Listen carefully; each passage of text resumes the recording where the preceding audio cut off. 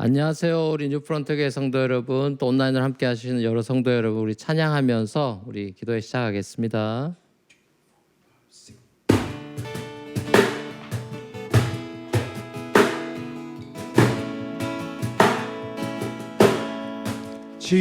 시작됐네.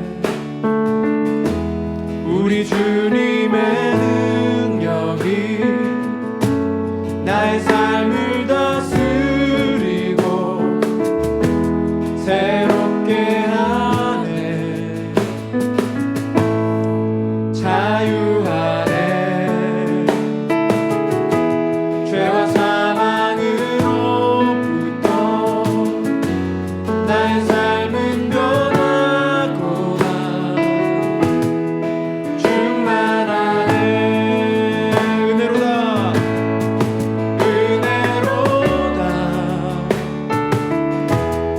주의 은혜 한량 없는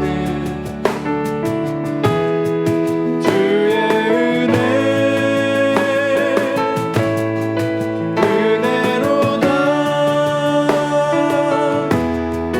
주의 은혜 변함없는 신실하신 주의 은혜. 시작됐네. 우리 주님의 능력이 나의 삶을 다스리고 새롭게 하네. 자유하네. 죄와 사망으로부터 나의 삶은 변하고나 충만하네. 은혜로다.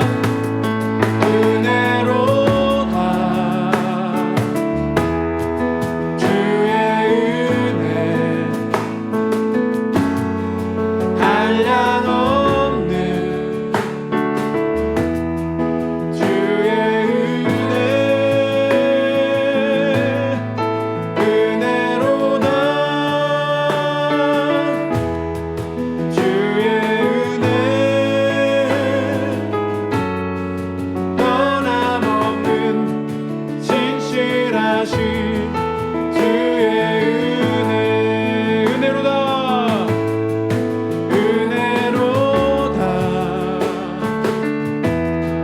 주의 은혜 한량 없는 주의 은혜로다. 주의 은혜 변함없는 신실하신 주의 은혜. 아멘. 자, 우리 하나님의 말씀 로마서 11장 1절에 10절까지 함께 보시겠습니다. 그러면 내가 묻습니다. 하느님께서 자기 백성을 버리신 것은 아닙니까? 그럴 수 없습니다. 나도 이스라엘 사람이요 아브라함의 후손이요 베냐민 지파에 속한 사람입니다. 하나님께서는 미리 아신 자기 백성을 버리지 않으셨습니다. 여러분은 성경이 엘리야를 두고 하신 말씀을 알지 못합니까? 그가 이스라엘을 고백하여 하나님께 이렇게 호소하였습니다. 주님, 그들은 주님의 예언자들을 죽이고 주님의 제자들을 헐어버렸습니다. 남은 것은 나 혼자밖에 없는데 그들은 내 목숨마저 찾고 있습니다. 그런데 하나님께서는 그에게 어떻게 대답하셨습니까? 내가 바알에게 무릎을 꿇지 않은 사람 7,000명을 내 앞에 남겨두었다 하셨습니다. 이와 같이 지금 이 시기에도 은혜로 택하심을 입은 사람들이 남아 있습니다. 은혜로 된 것이면 행위에 근거한 것이 아닙니다. 그렇지 않으면 그 은혜는 이미 은혜가 아닙니다. 그러면 무슨 결과가 생겼습니까? 이스라엘 백성을 찾던 것을 얻지 못하였지만 택하심을 받은 사람들은 그것을 얻었습니다. 그리고 그 나머지 사람들은 완고해졌습니다. 성경에 이렇게 기록한 바와 같습니다. 하나님께서 그들에게는 혼미한 영을 주셨으니 오늘까지 그들은 눈이 있어도 보지 못하고 귀가 있어도 듣지 못한다. 다윗도 다음과 같이 말하였습니다. 그들의 밥상이 그들에게 올무가 되고 덫이 되게 하여 주십시오. 그들이 걸려 넘어지고 보복을 받게 하여 주십시오. 그들의 눈이 어두워져서 보지 못하게 되도록 하여 주십시오. 그들의 등이 언제나 굽어 있게 하여 주십시오. 아멘. 아멘. 자, 오늘 말씀의 제목은 하나님에겐 다 계획이 있구나. 하나님에겐 다 계획이 있구나라는 제목으로 하나님 말씀 함께 나누겠습니다. 이스라엘이 그 역사를 보면 역사상 하나님께 가장 많이 물었던 질문 하나가 있습니다. 그게 뭘까요? 바로 오늘 본문 1절에 나오는 질문이라고 할 수 있어요. 하나님께서 우리 이스라엘을 버리셨나라는 질문입니다. 왜 이 질문들을 잊을만 하면 이스라엘이 하고 또 하고 그랬을까요? 그 이유는 역사를 보면 알 수 있는데, 왜냐하면 이스라엘이 항상 우리나라랑 약간 비슷하죠. 주변국들한테 늘 시달리던 작은 나라고, 그래서 여러 가지 또 재앙들, 가뭄들 이런 것들도 많이 만나고 또 포로 생활도 많이 하고, 그런 마지막엔 나중에 결국 나라도 망해버렸기 때문에 이 사람들 항상 하나님이 우리를 버렸나라는 질문들을 잊을만만 하면 계속 하게 되는 거예요. 예수님 시대가 지나고 이제 AD 70년도에는 어떻게 보면 정점이었죠. 왜냐하면 다시 지었던 예루살렘 성전이 완전히 다 무너져 내리죠. 그러니까 하나님의 성전이 파괴되고, 그러니까 하나님의 임재를 상징하는 이 최후의 보루라고 할 수 있는 성전까지도 다 이제 로마 디도 장군에 무너지고 이런 일들이 벌어지면서 이스라엘은 말 그대로 멘붕을 겪은 거죠. 우리가 하나님의 선민이고 또 하나님의 언약의 자녀라고 굳게 믿고 버티면서 그렇게 로마 압제 속에서도 희망을 가지고 살아왔는데, 성전마저 이제 회파되고 나라가 이제 전혀 좋아질 기미가 안 보이니까 그야말로 얼마나 절망적이었겠습니까? 그러니까 신앙인들이 이런 깊은 절망에 빠지면 보통 어떤 증상이 나타납니까? 하나님한테 불만이 많아지죠. 그리고 질문이 많아져요. 하나님이 나를 버리셨나? 하나님 나를 사랑하시지 않나? 이런 생각들을 이제 하게 되는 거죠. 자, 버림받는다는 것, 여러분 그런 그 아픈 기억들이 있겠지만 버림받아 본 적이 다 한 번씩은 있을 겁니다. 연애하다가 버림받아 보기도 하고 그럴 텐데, 이 버림받는다는 것만큼 굉장히 상처가 되는 게 없죠. 부모로부터 버림받은 고아들, 우리가 볼 때 굉장히 마음이 아프지 않습니까?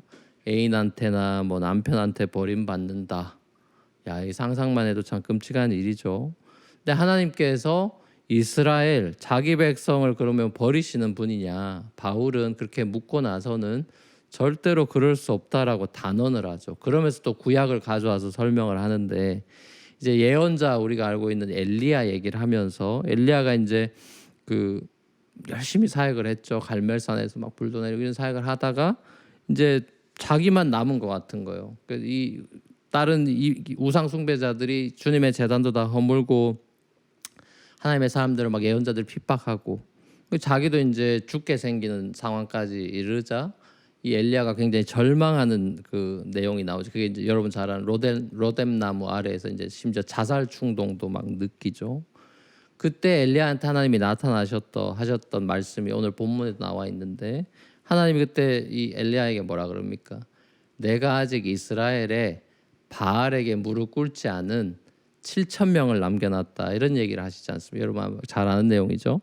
자, 우리도 이 엘리야처럼 이 세상이 막 흉흉하게 돌아가고 이상하게 돌아가면 우리가 세상을 바라볼 때 쉽게 비관적이 되고 부정적이게 되면서 막 세상에 대해서 이렇게 염세적이 되고 절망하게 되고 이런 경험들이 있잖아요.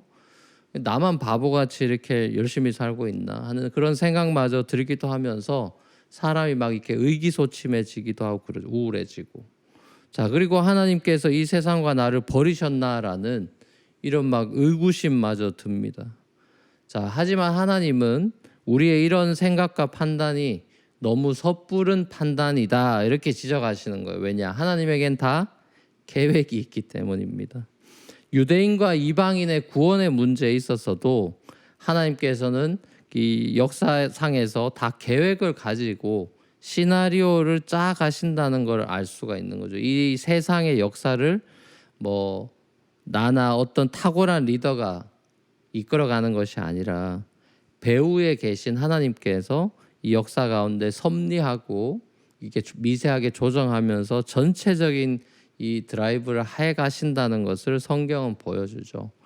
이스라엘이 이 사실을 돌 위에 돌 하나도 남지 않고 폐허가 된 이 예루살렘의 절망적인 현실 속에서 그 상황 가운데도 믿어야만 했던 것입니다. 그러니까 하나님은 이스라엘에게 믿음을 요구하셨던 거죠. 그러니까 상황을 다 고쳐주고 믿음을 요구하는 게 아니라 상황이 어려울 때 믿음을 요구하시는 겁니다. 보이지 않는 것을 소망하고 하나님의 약속을 끝까지 믿고 신뢰할 줄 아는 믿음을 하나님이 요구하셨다는 것을 우리가 이스라엘 역사를 보면 알게 됩니다. 자, 하지만 이스라엘 백성들이 나만 잘하면 인생이 잘 될 줄 알았던 그런 생각을 했던 것 같아요. 건강이나 뭐 부나 명예나 다 내가 열심히 하면 다 잘 될 줄 알았던 것 같습니다. 근데 하나님은 우리 삶 속에 들어오셔가지고 우리 스스로가 똑똑하다고 여기면서 내가 인생을 개척해 나갈 수 있다고 생각하고 그러면서 하나님의 도우심을 구하지 않고 하나님을 무시하는 태도로 살아가는 거를 하나님은 이렇게 그걸 반드시 고치시는 분입니다. 그걸 그대로 내버려 두시지 않아요. 우리의 자존심을 여지없이 무너뜨리시고 우리 오직 은혜로만 살 수밖에 없는 존재가 그리스도인이라는 것을 확실하게 교육시키고 각인시키십니다. 그 적나라한 모습이 이제 이스라엘 광야에서 나타나죠. 광야에서 만나로만 살 수밖에 없었던 이스라엘 백성들의 모습에서 하나님은 그 훈련이란 게 뭔지를 보여주시는 겁니다. 광야에서는 똑똑한 게 다 필요가 없어요. 똑똑한 사람이나 안 똑똑한 사람이나 만나 없으면 다 죽는 겁니다. 그러니까 아무 의미가 없어요. 만나를 개발해낼 수도 없고 똑똑하냐 덜 똑똑하냐는 아무런 의미가 없어요. 근데 가만히 보면 여러분 똑똑하면은 오히려 더 말을 잘 안 듣습니다. 어린아이들은 어린아이 같은 이런 바보들이 더 순종을 잘하고 말을 잘 듣죠. 사랑하는 우리 성도 여러분, 여러분을 향한 하나님의 크신 계획이 다 있습니다. 하나님은 하나님이 택한 자를 고와 같이 절대로 그냥 내버려 두시지 않습니다. 또한 하나님은 여러분이 인생을 척척 다 알아서 잘 살아가기만을 막 바라보면서 하늘에서 팔짱 끼고 넋놓고 바라보는 분도 아닙니다. 우리 삶에 들어오시고 개입하시고 우리를 인도해 주시는 선한 목자시죠. 하나님은 우리가 똑똑한 양이 되기를 바라시는 게 아니고 순한 양이 되길 바라십니다.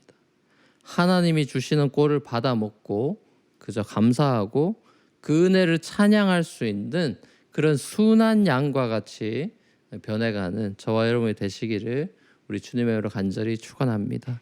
함께 우리 찬양하며 기도하며 나아가겠습니다.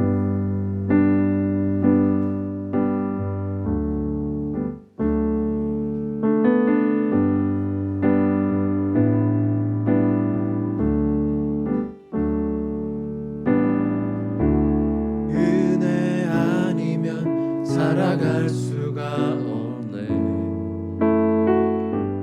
호흡마저도 다 주의 것이니 세상 평안과 위로 내게 없어도 예수 오직 예수뿐이네. 다시 한번 은혜 아니면 살아갈 수 없습니다. 은혜 아니면 살아갈 수가 없네. 호흡마저도 다 주의 것이니 세상 평안과 위로 내게 없어도 예수 오직 예수뿐이네. 함께 고백하겠습니다. 크신 계획 크신 계획 다 볼 수도 없고 작은 고난에 지쳐도 주께 묶인 나의 모든 삶 버티고 견디게 하시네. 크신 계획 다 볼 수 없지만 크신 계획 다 볼 수도 없고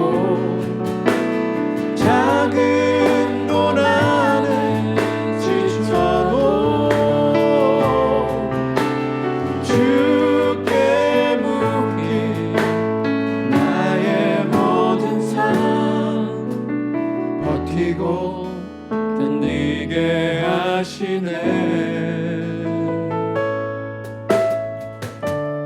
은혜 아니면 살아갈 수가 없네. 나의 모든 것 다 주께 맡기니 참된 평안과 위로 내게 주신 주 예수. 오직 예수뿐이네. 오직 예수뿐이네. 오직 예수뿐이네.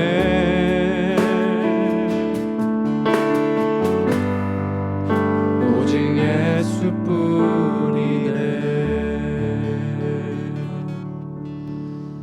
아멘. 우리 기도 제목 같이 읽고 세 가지 기도 함께 하겠습니다. 첫 번째 기도 제목 같이 한번 읽겠습니다. 시작. 하나님께서 저를 택하시고 부르시고 은혜 주신 것을 감사 또 감사드립니다. 저의 어떤 행위가 아니라 오직 은혜로 구원받은 것으로 인해 찬양을 드립니다. 아멘. 자, 우리 로마서를 통해서 다시 한번 우리가 어떤 은혜를 받았는지 매번마다 큐티 때마다 다시 보면서 우리 어떤 행위가 아니라 은혜로 구원받았다는 사실을 다시 한번 기억하면서 감사하고 찬양하는 기도로 주님 앞에 먼저 나가면 좋겠습니다. 다 같이 찬양하며 기도하면 나가겠습니다. 사랑의 아버지 하나님, 그렇습니다. 아버지 하나님이 정말 제 안에 있는 어떤 것으로 주님 앞에 어떤 메리트를 가지고 있어서 아버지 보상을 구원을 받은 것이 아니라 오히려 죄로 아버지 하나님 정말 하나님을 기쁘시게 할 수 없는 그런 원수된 자리에서 아버지 정말 주님께서 신실하게 약속을 이루셔서 하나님 독생자를 보내시고 주님 안에서 정말 은혜의 선물로 구원을 주신 것을 기억하고 감사하면서 살아가는 인생 되기를 원합니다. 순한 양으로 하나님의 인도하심을 받고 정말 그저 감사하는 마음으로 살아가는 그런 겸손한 종이 되기를 원합니다. 아버지 하나님, 주님께서 제 마음에 늘 그런 마음을 부어주시고 감사와 찬양이 끊이지 않는 그런 인생 되도록 주님 인도하시옵소서. 자, 우리 두 번째 기도 제목 가지고 기도하며 나가겠습니다. 같이 읽겠습니다. 시작. 저를 택하고 부르신 하나님께서 저를 결코 버리지 않으시고 떠나지 않으심을 믿습니다. 하나님의 신실하심이 제 삶을 영광의 자리로 인도하실 것을 하루하루 믿으며 살아가길 원합니다. 자, 말씀 기억하면서 하나님이 우리를 절대로 버리시지 않는다는 것을 믿으면서 살아가길 원하고 결국 영광의 자리로 이끄실 그 하나님의 신실하심을 기대하면서 믿으며 살아가는 인생 되길 원한다고 말씀 기억하면서 두 번째로 기도하면 나가겠습니다. 다 같이 기도하시겠습니다. 사랑의 아버지 하나님, 그렇습니다. 이스라엘이 질문했던 것처럼 우리도 고난의 자리에서 어려움의 자리에서 실패의 자리에서 하나님에 대한 신뢰가 끊어지기도 하고 아버지 우리의 마음에 의심의 먹구름이 끼기도 하고 하나님의 존재와 임재에 대해서 의심이 들기도 하는 그런 순간들도 경험할 때가 있는 것 같습니다. 하나님의 존재뿐만 아니라 하나님의 사랑을 의심하고 또 아버지 하나님 그래서 절망의 그런 늪으로 빠지고 우울해지는 낙심하는 그런 시간들도 저희들에게 있는 것 같습니다. 그럴 때 아버지 하나님, 로마서 말씀처럼 보이지 않는 소망, 확실하게 우리에게 보여주신 부활의 그 소망, 또 예수님께서 우리에게 가르쳐 주신 마지막 날에 그 소망을 가지고 살아가기 원하고 이 시간과 상황 가운데서도 하나님께서 결코 우리를 버리지 않고 떠나지 않고 함께 하심을 믿고 신뢰하며 살아가는 인생 되기 원합니다. 하나님께서 마음을 붙들어 주시옵소서. 자, 우리 마지막 세 번째 기도 제목 함께 읽고 기도하며 나아가겠습니다. 같이 읽겠습니다. 시작. 뉴 프론티어 교회 성도들이 이 시대에 바알에게 무릎 꿇지 않는 용기와 믿음을 주옵소서. 하나님의 거룩하심을 드러내는 교회가 되게 하여 주옵소서. 정말 이 로마 제국 시절에 초대교회가 있었다면 아주 미미해 보이지만 하나님의 능력이 그 안에 있었던 것처럼 맨하탄 이 시대에 또 바알들이 많을 텐데 우리 뉴프런트교회 모든 성도들이 작고 미약한 자이지만 다윗같이 용기 내고 믿음으로 살아가는, 그래서 하나님의 영광과 거룩을 드러내는 그런 성도들과 우리 교회가 되길 원한다고 우리 성도들과 교회를 중보하면서 마지막으로 기도하면 좋겠습니다. 다 같이 기도하시겠습니다. 사랑의 아버지 하나님, 그렇습니다. 맨하탄이라는 이 큰 도시에, 뉴욕이라는 큰 도시에 아버지, 우리 한인 디아스포라 교회인 우리 뉴프런트 교회를 하나님의 뜻 가운데 세우시고 또 많은 청년들, 부부들, 아버지 어린아이들 새 생명 주셔서 이 땅 가운데 복음 사역하고 하나님의 영광을 드러내는 교회로 세워주신 것 감사드립니다. 이 땅 가운데 빛과 소금의 역할을 드러내면서 하나님의 영광을 드러내는 교회가 되기를 원합니다. 그러기에 저희가 먼저 정결해지고 거룩해지고 예수 그리스도를 닮아가는 교회 되게 하셔서 아버지, 이 땅 가운데 바알에게 무릎 꿇지 않은 실천이 남겨두신 하나님의 택하심의 원리를 따라서 우리 교회가 아버지 하나님 정말 하나님께서 사용하시는 교회 되고, 우리가 정말 우리가 정결케 되고 하나님이 우리를 통하여서 이 땅 가운데 복음의 역사를 펼쳐낼 수 있는 그런 우리 뉴프런트 교회가 되도록 우리 모든 성도들과 가정들을 지켜주시고 함께하여 주시옵소서. 사랑과 은혜가 풍성하신 아버지 하나님, 은혜를 감사합니다.